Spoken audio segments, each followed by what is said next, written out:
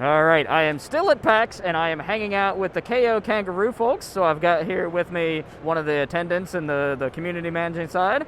And so, introduce yourself, please. Sean Halliday. I do the community development, so it's my job to talk to people like yourself, make sure people are aware of the game, happy with the game, post memes online. I'm not as talented as the people that are making it, but I still tell my mom it's a real job.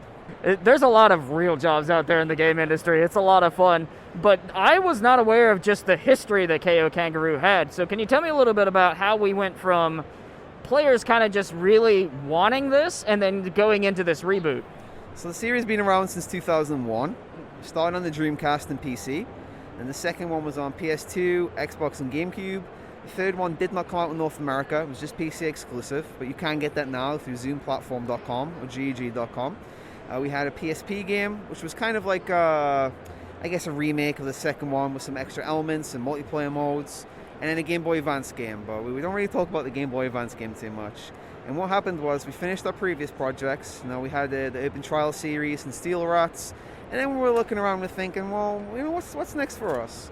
And we saw that our community had started a hashtag called Bring Back Kao.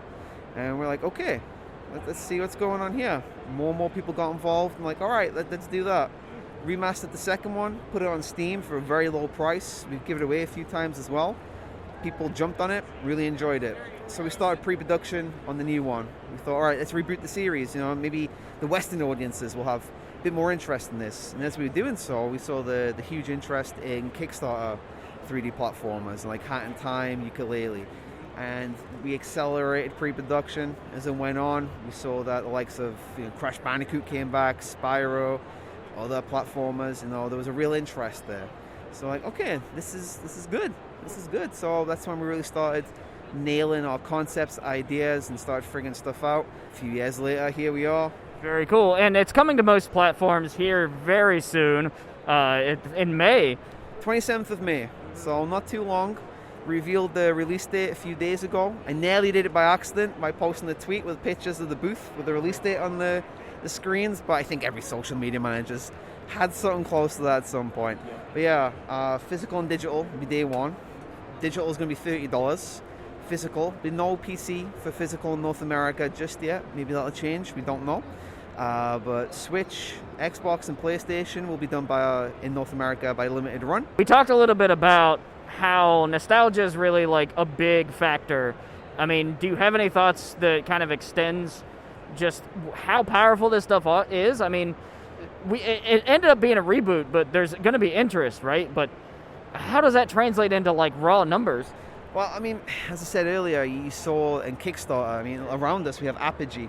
Apogee is a very, very popular brand from the early 90s, late 80s. They've got a boomer shooter. Boomer shooter has been on the increase for the longest time. Larian at the front with Baldur's Gate. The Divinity series was from Kickstarter.